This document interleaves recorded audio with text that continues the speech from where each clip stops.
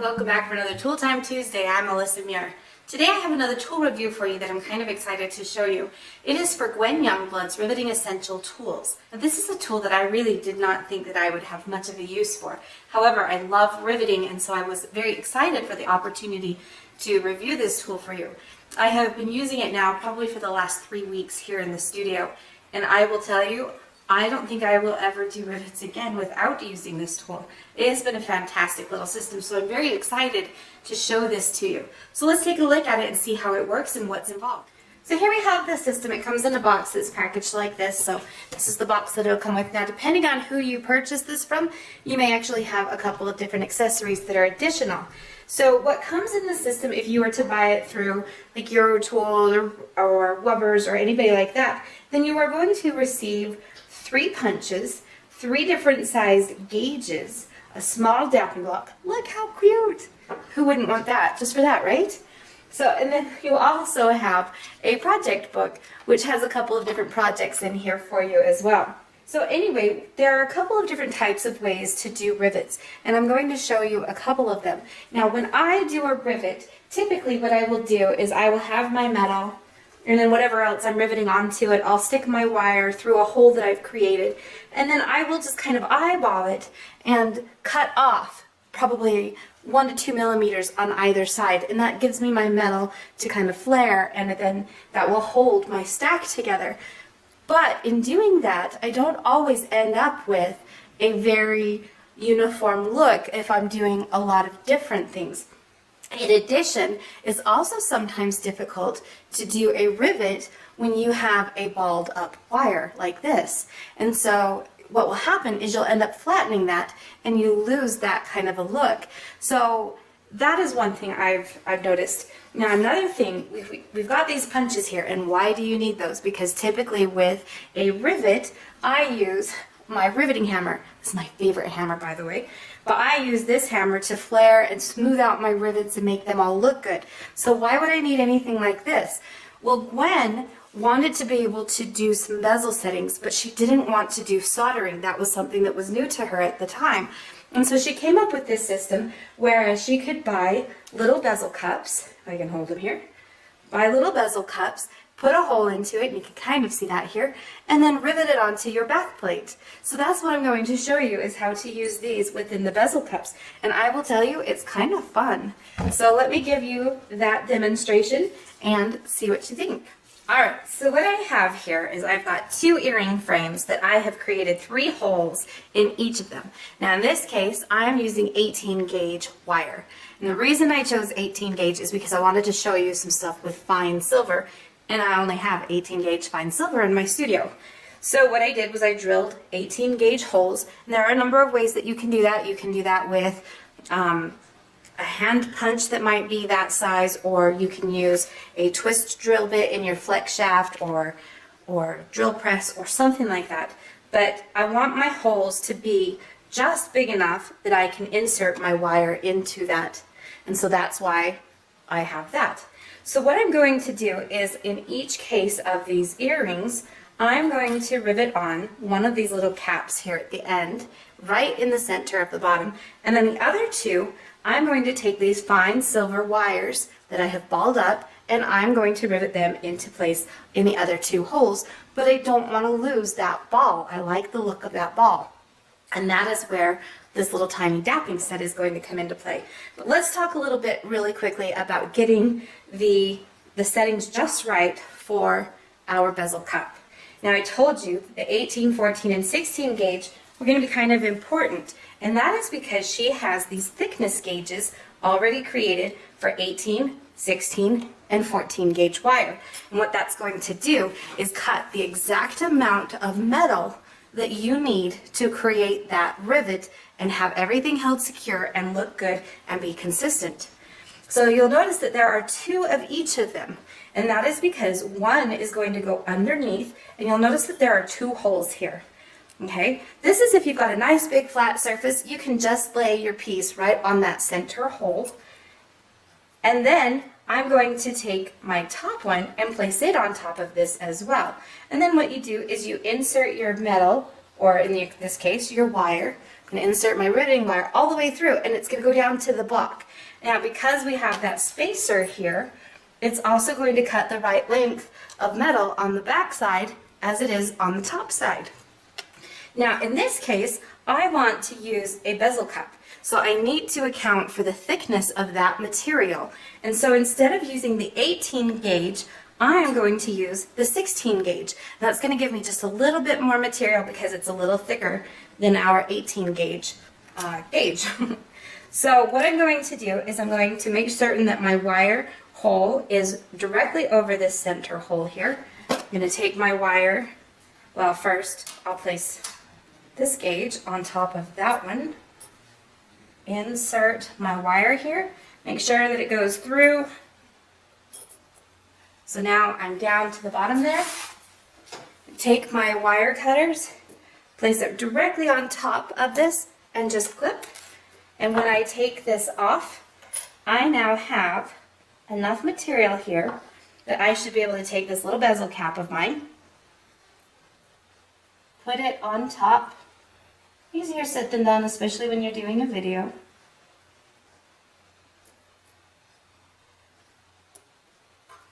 Okay, so now I have my bezel cup right in there on top of that wire, and just enough of it sticks up. Now what I'm going to do is I'm going to use this little punch. I'm going to place it inside on top of my rivet. Tap it down. Okay, so that actually has flared this inside of my little hole here. Let me see if I can get you zoomed in on this. So I've riveted now. You can see that it's flared it, but on the back side it still sticks up a little bit. I don't know if you can see that or not, but it does still stick up a little bit. So what I'm going to need to do is place this little punch into a vise and then place my bezel cup on top of that and complete the rivet on the back side. So I would have a setup similar to this, just help this in the vise, and then again I'm going to tap this with a metal hammer to flare that rivet, and I'll show that to you in just a moment. But let's go on to the next step before we get too far. So the next thing that I have then is I have a balled up wire here. Okay, this was the fine silver, and the reason that I used fine silver for this was because the fine silver balls up beautifully, and I don't have to worry about anything like with the pits that you get on sterling, anything like that.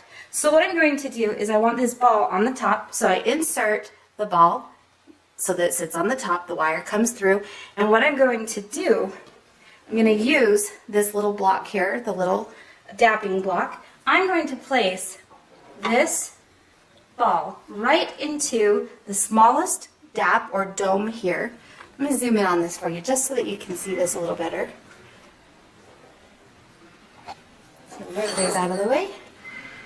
So I'm going to take this ball and I'm going to place it into the smallest dome here. And what I want is I want this ball to actually be touching, but not have my piece touching here, so that the ball rests right inside the dome there. Then I'm going to take the 18 gauge, because again we're using 18 gauge wire, so I'm going to use that, place it right onto this, hold this into place. Again, I just placed my cutters directly on top of that, cut it. I should have held that, not let it flip out, but it is what it is. So what I'm going to do now is I'm going to hold my frame here, my wire, and you can see that my little rivet sticks up. And I'm going to hammer down just on the tip of that. Now by having it inside of this dapping groove here, then it's going to allow this to keep the round shape. And you can actually hear that this strike goes all the way down through and into this ball. Okay, and that's all it takes. And if I look at this, I still have a nice rounded surface for my ball here on the top, and I can just go to the next one. So again, I will insert that, put it into the smallest groove there, use my little gauge,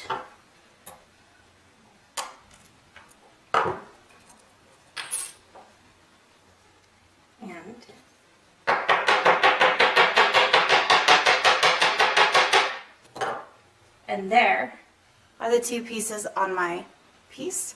on my earring here. And now I will just go insert my punch into a vise and finish off the back side of this. All right, so now you see I've secured this into my vise. I'm going to just carefully place my cap back onto that, secure my piece, or just kind of hold it and support it. And I'm going to just tap down on this back of the wire.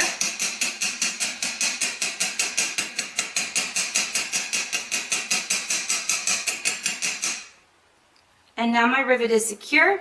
My cup is secure in there. I can pull at it, I can flick at it, whatever. And now all three pieces are on there. So it's kind of a fun, nice little tool. When it comes to riveting an item that's flat, then it's fairly straightforward. In this case, I have an item that's a little bit curved, but the principle is going to be the same. So in this case, I have a 16 gauge sterling silver wire, so that means that I'm going to use the 16 gauge plate here. I have already drilled my holes, so I'm going to slay that right on top of that center hole there. And then I could use this, however, it's going to be very difficult for me to gauge and put this gauge on here so that I can get that in there. This one may not work too badly, but you can see that it's not going to be able to go flush against this. So one of the things that I have found that I will do is I will take a material that is the same thickness as the item that I'm going to be riveting and just lay it right next to my hole here. And that way then I can place our wire cutting gauge on top of that, and that will still allow me to get the right height of my material. Okay, so at this point I have my stack, and because I have this little spacer in here, it will allow me to cut the right amount of material. Hold on to this again so it doesn't go flying. And now I'm able to take off the wire cutting gauge and then also my piece, and now I can assemble my piece on here. And I can rivet this item onto here. So I'm just going to secure this with my fingers where I want it, and then I'm going to flare my rivet head. I do want to make sure though that I am in the hole, just so that enough material is sticking up on top and down below. It's right where I want it.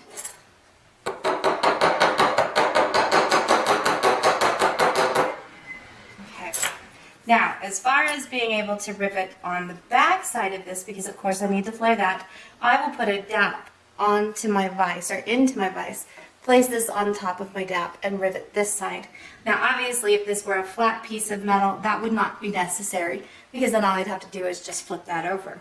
So another thing that you might have seen, we've got two holes in here. Why do we have the two holes? And you might have seen that I was showing you just a little bit right there. But anytime you have an item that's not flat, you're going to have a hard time getting in there, and you're not going to get the right amount cut. So by having this star-shaped design and the hole up here in the corner, I would be able to take this and place it right on here, just like so. See if you can see that? I've placed it kind of in the crook of that bail here. Place this down like this, and then I would be able to trim this and make sure that I have the right amount of material. So this tool, like I said, I have been using this exclusively for the last 3 weeks here in the studio.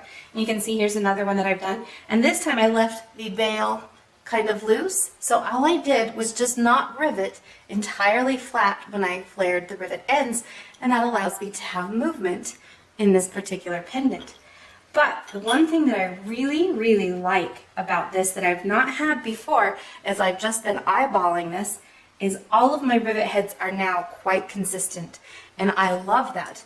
So it doesn't matter if you're on the front side or the back side, they're all going to be consistent. Now, another thing that I really like is that when I'm cutting, particularly with the 14 and the 16 gauge wires, it leaves enough material there that I can have a little taller rivet if I would like, and then I can take and I can decorate that rivet head, whether I stamp into it with a stamp or some kind of a chasing tool, or I can actually take a ball rounder, like a ball burr, and I can round that rivet out. Or I can take it and just flatten it down all the way. So you might be able to see on this particular pendant, I was able to take this down. Let me zoom in here just a little bit for you.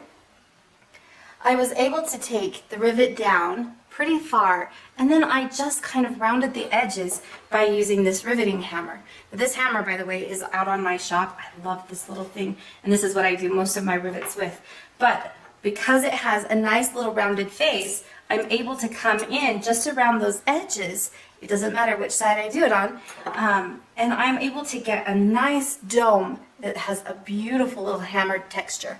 So it is actually a really helpful tool, and I am so glad that I have the opportunity to have this in my studio, and I definitely think that it is worth the cost. I believe it's about $50 for the whole setup, and not only are you supporting an independent artist, but then you have another fantastic tool in your studio. So well done on coming up with that tool, Gwen, and thank you so much for letting me review it for you.